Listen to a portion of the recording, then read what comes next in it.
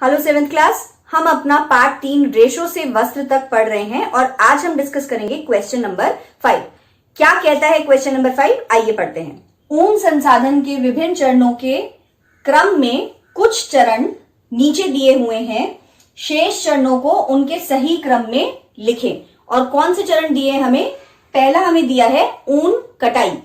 क्या होता है ऊन कटाई? एक बार एक लाइन में अगर मैं आपको याद दिला दूं बच्चों, तो वो क्या होता है, भेड़ के जो सबसे ऊपर वाली परत होती है त्वचा की, उसमें कुछ महीन और मुलायम बाल होते हैं जिससे हमें ऊन प्राप्त होती है। तो इन बालों को उस त्वचा की पतली परत के साथ में उतार लिया जाता है और इसे ही कहा जाता है ऊन कटाई। उसके बाद नेक्स्ट स्टेप क्या होता है?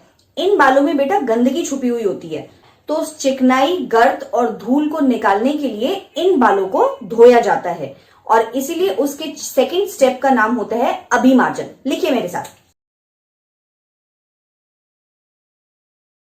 इसके बाद नेक्स्ट स्टेप में छटाई होती है।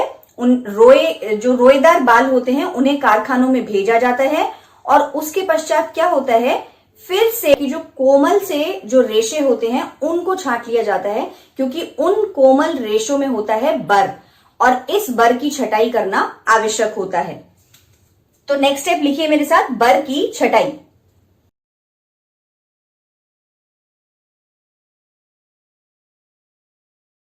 बर की छटाई के पश्चात क्या होता है, अब उन्हें धागों में काट लिया जाता है, उन रेशों को। और उन रेशों को जब हमने धागों में काट लिया तो वे धागे विभिन्न विभिन्न रंगों में प्रस्तुत करने होते हैं।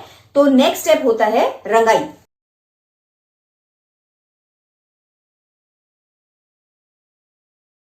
रंगाई के बाद बच्चों नेक्स्ट स्टेप क्या होता है, वो जो धागे हैं अब उन्हें सीधा कर दिया जाता है और उसके बाद लपेट दिया जाता है रीलों पे। तो इस स्टेप को क्या कहा जाता है? रीलिंग।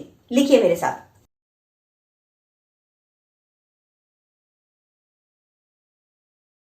और इन 6 स्टेप्स के बाद हमें ऊन मिल जाती है। तो बच्चों बढ़ते हैं अब हम अपने प्रश्न नंबर 6 की तरफ। क्या है प्रश्न नंबर 6?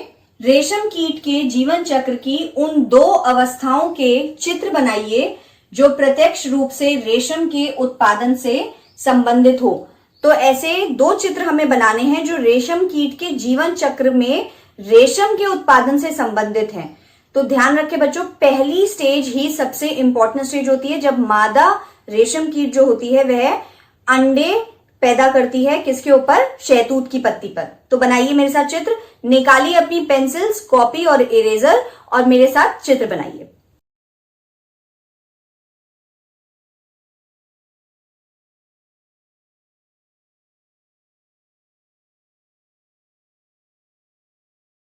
और सेकंड चित्र हम बनाएंगे जिसके अंदर हम रेशम का उत्पादन, रेशम धागे का उत्पादन हम कर लेते हैं उन रेशों का। और वो कौन सी स्टेज होती है बच्चों? वो होती है कोकून की स्टेज। तो कोकून बनाएंगे आप मेरे साथ। और ध्यान रखेंगे बेटा, आपको एक 8 वाली इमेज बनानी है और उसके आसपास जो ये कोकून होता है यह स्रावित करता है एक ऐसा पदार्थ जो सूखने के पश्चात रेशम के रेशों को संसाधित करने में हेल्प करता है।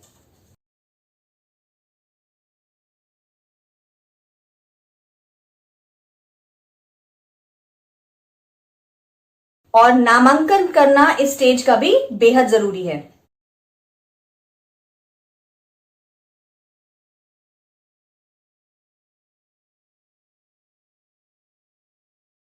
NTPC Faridabad and Chief Minister's Good Governance Associates Program with Star Teachers of Faridabad.